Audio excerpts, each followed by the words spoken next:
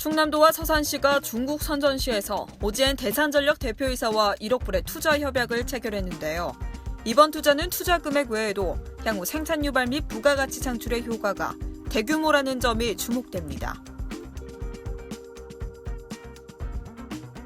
양승조 충남지사가 북한과 중국, 일본 등 동북아시아 지방정부 대표들에게 영내 평화와 공동 번영을 위해 정책 공유 제안에 나섰습니다.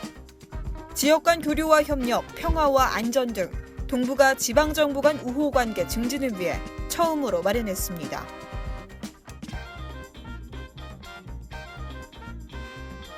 한국경영법률연구원은 충남도정 정책방향 모색을 위한 정책 세미나를 개최했는데요.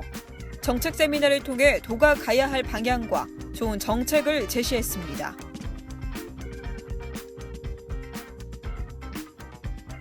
충남도는 도청 상황실에서 충청남도 비상임 인권보호관 위촉식을 열었는데요. 인권침해 신고건에 대한 상담조사 지원 및 자문과 인권보호관 회의 심의의결 참여 등 도민 인권보호와 증진을 위해 활동할 예정입니다. 여러분 안녕하십니까? 7시 뉴스입니다. 충남도와 서산시가 중국 선전시에서 1억 불의 투자 협약을 체결했습니다. 특히 이번 투자업체는 투자 금액 외에도 향후 대규모의 생산 유발과 부가가치 창출 효과가 주목되고 있습니다. 이선행 기자가 보도합니다. 충청남도와 서산시가 지난 19일 중국 선전시에서 CGN 대산전력 대표이사와 1억 불의 투자 협약을 체결했습니다.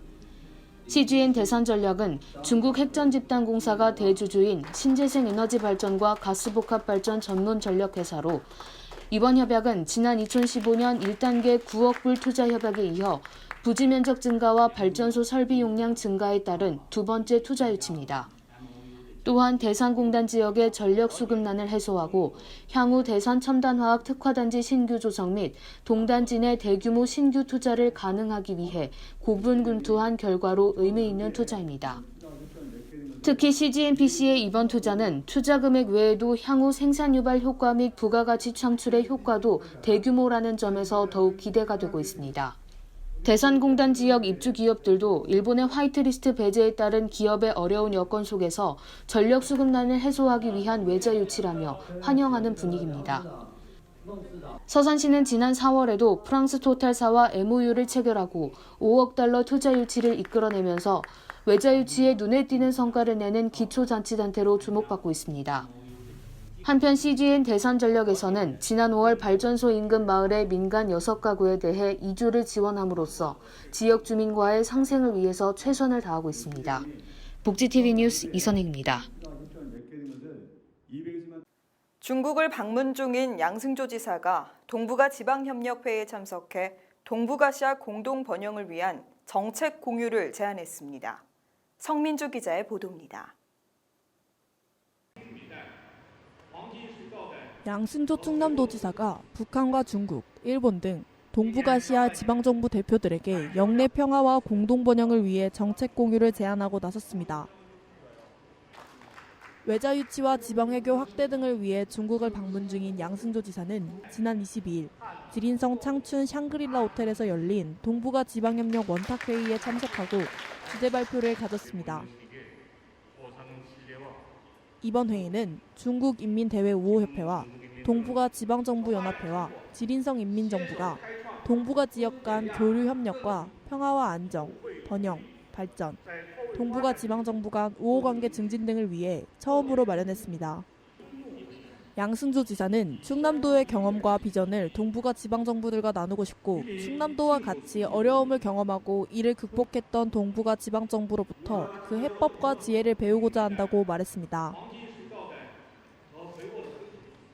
상호 신뢰와 협력 강화를 통해 동북아의 아름다운 새 미래를 열어가자를 주제로 한 이날 회의에는 지린성과 랴오닝성, 헤이룽장성, 네이멍부저지구, 장쑤성, 상하이시, 광둥성, 베이징시 등 중국 지방정부 고위 관계자와 양승조 지사를 비롯한 한국, 북한, 일본, 몽골, 러시아 지방정부 단체장 등 200여 명이 참석했습니다. 한편 도는 이번 회의를 통해 동북아 우호 협력의 굳건한 디딤돌이자 상생 발전의 출발점이 되기를 기원한다고 덧붙였습니다. 복지TV 뉴스 성민주입니다. 양승조 지사가 중국 지방정부와의 교류 성과를 소개하며 지역 특성과 장점을 살린 상생 방안을 강화하자고 제안했습니다.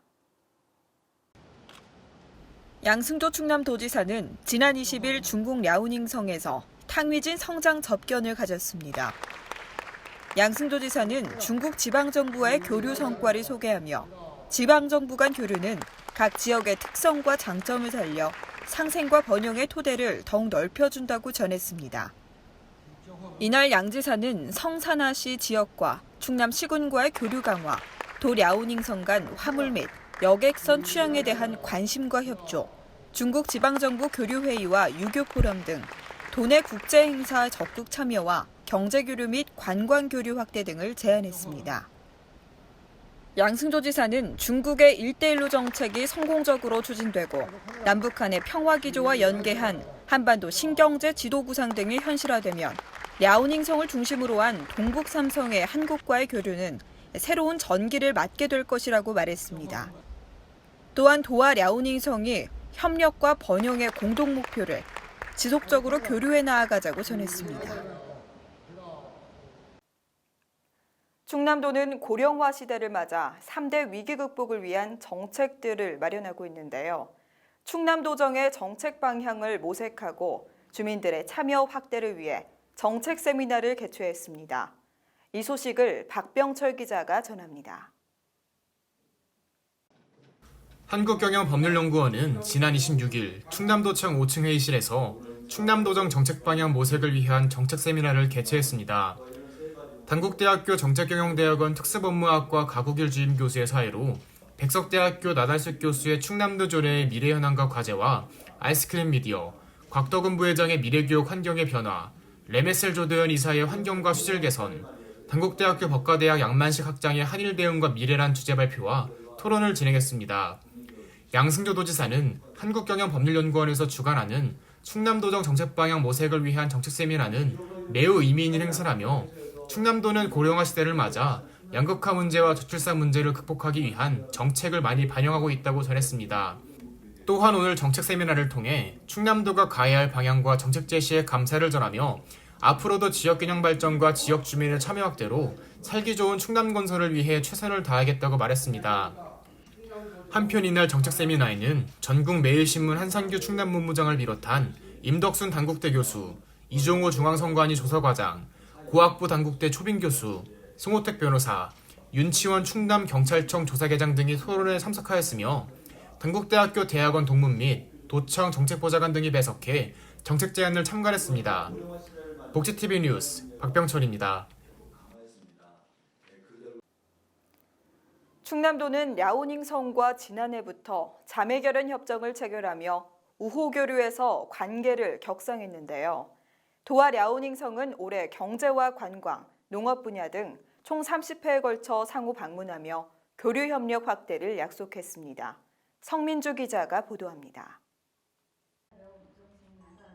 양승조 충남도지사와 맹정호 서산시장은 지난 20일 랴오닝성이 마련한 충남 랴오닝성 간 우호교류의 밤 행사에 참석했습니다. 이날 양승조 지사와 맹정호 서산시장, 도의원과 시의원, 도내 경제인 대표, 기업인 등 도내 인사 90여 명, 탕위진 성장과 랴오닝성 기업인 등 100여 명이 함께했습니다. 행사는 양 도성 간 투자 유치 설명회와 랴오닝성 투자 충남 기업인 사례 발표 순으로 진행됐습니다.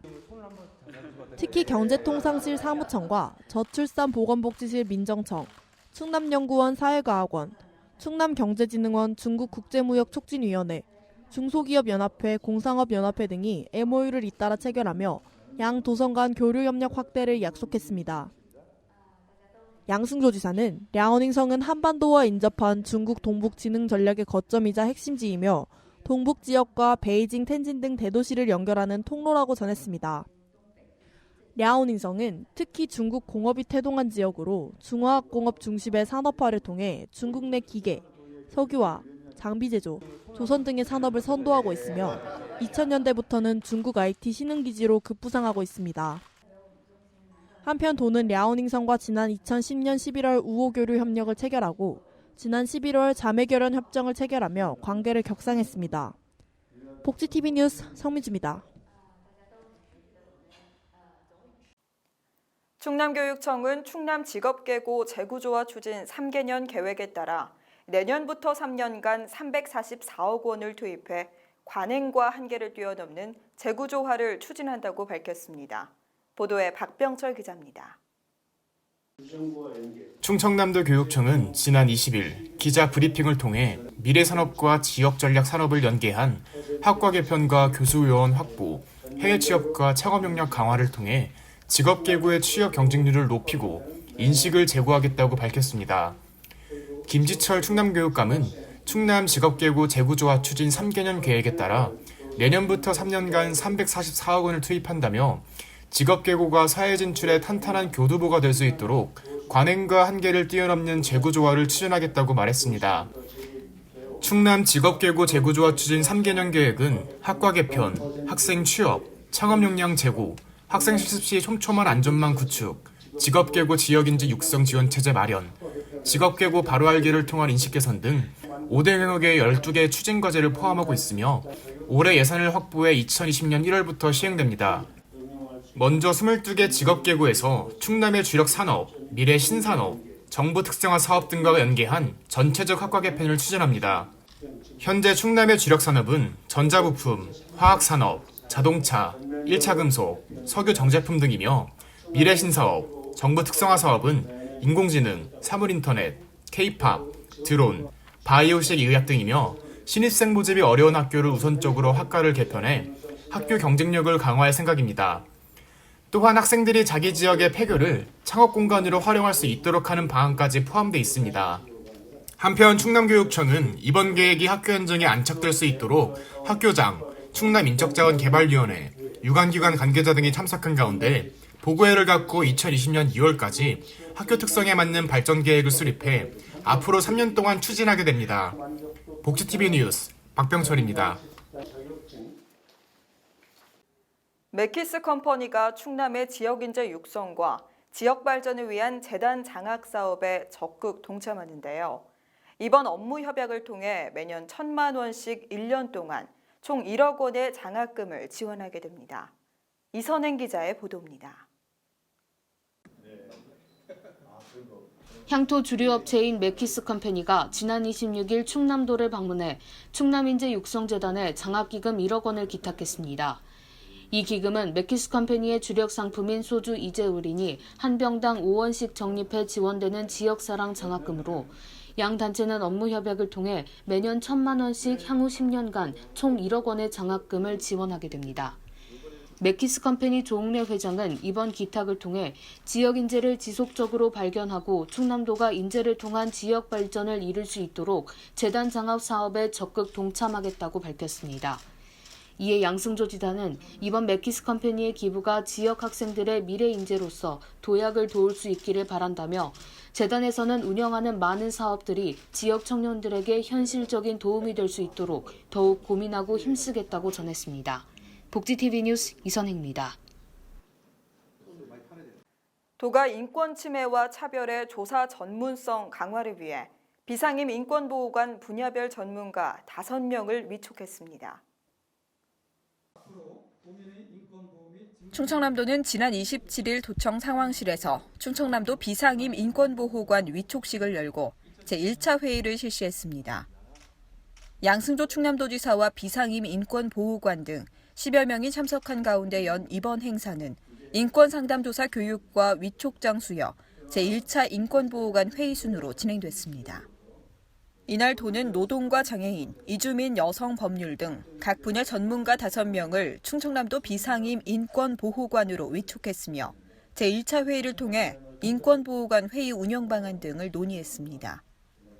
이번 위촉한 비상임 인권보호관의 임기는 오는 2021년 8월 26일까지 2년간입니다. 비상임 인권보호관은 상임 인권보호관과 함께 인권침해 신고건에 대한 상담조사 지원 및 자문, 인권보호관 회의 심의의결 참여 등 도민 인권보호 증진을 위해 활동할 예정입니다. 인권침해 차별행위 조사 대상은 도민 소속 행정기관, 도내 시군기관, 도가 출자 출연에 설립한 기관, 도의 사무 위탁기관, 도에서 지원하는 각종 단체, 시설 등입니다.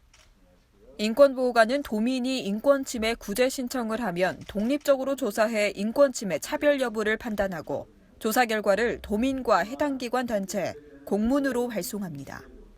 양승조 지사는 앞으로 도는 인권보호관과 함께 인권의 가치를 확산시키고 도가 인권도시로 발돋움할 수 있도록 더욱더 최선을 다할 것이라고 전했습니다. 복지TV 뉴스 김명진입니다. 2주의 복지 소식 전해드립니다.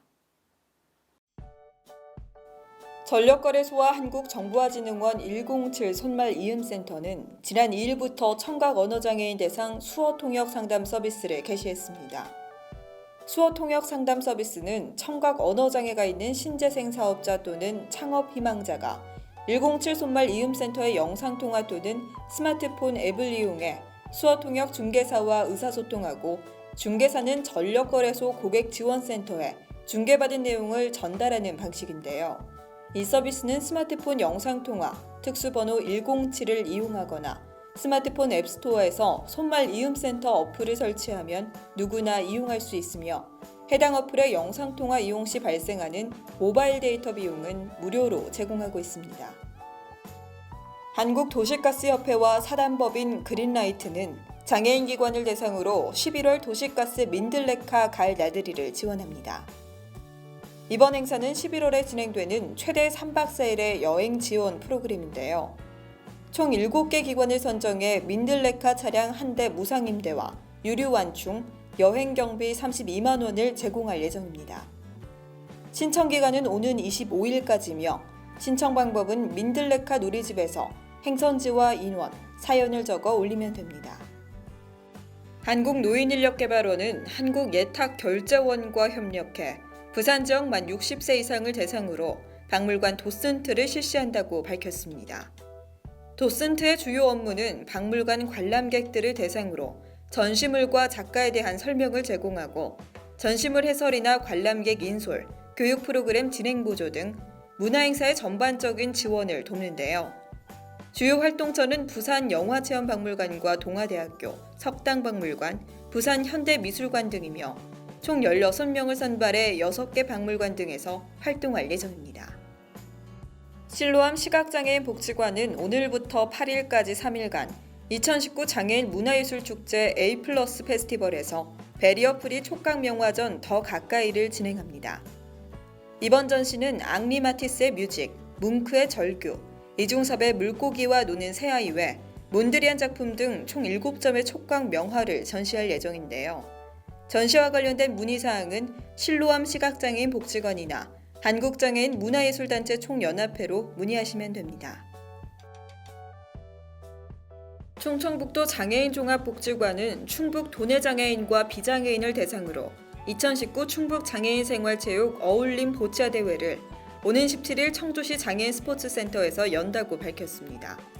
올해로 5년째를 맞이한 이번 대회는 충북 내 장애인들에게 보치아를 알리기 위해 기존 충주에서 개최된 행사를 청주 지역으로 옮겨 진행하는데요.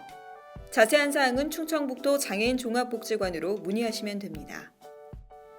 서울시는 영구임대주택 3,528호에 대해 기초생활수급자와 국가유공자, 지원대상 한부모 가족, 장애인 등 저소득층을 대상으로 예비입주자를 모집한다고 밝혔습니다. 이번에 공급되는 영구임대주택은 강서와 노원, 강남 등 8개구 34개 단지로 3,528호며 오는 23일부터 27일까지 동주민센터에서 접수받습니다. 공급 신청은 신청자 적격 확인을 위해 거주지 동주민센터에서 현장 접수만 가능하며 기타 자세한 사항은 서울주택도시공사 누리집 또는 한국토지주택공사 누리집 공고문을 참고하시면 됩니다. 발달장애인이 수영장을 이용하는 과정에서 동성보호자 동반을 요구하고 임의로 수영장 이용을 제한한 것에 대해 차별 판단이 나왔습니다. 지난 30일 인권위는 장애인의 개별적 구체적인 특성을 고려하지 않고 동성보호자가 동반 입장하지 않은 경우 임의로 수영장 이용을 제한하는 것에 대해 차별이라는 판단을 내렸는데요.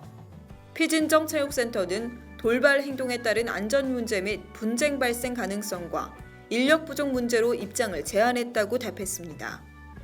이에 인권위 장애인차별시정위원회는 해당 체육센터는 지방자치단체의 위임을 받은 시설관리공단에서 운영하는 시설로서 장애인이 요구하는 경우 보조 인력을 배치할 의무가 있다고 주장했습니다.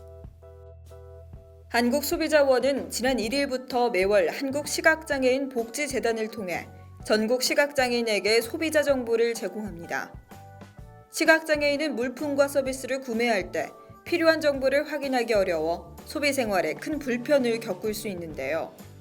이에 한국소비자원은 소비 생활에 필요한 정보를 소리 잡지로 제작했으며 웹진 소비자 시대에는 상품 비교 테스트 정보와 계약 시 주의사항, 소비자 안전 정보 등 실생활에 유용한 정보를 제공할 예정입니다.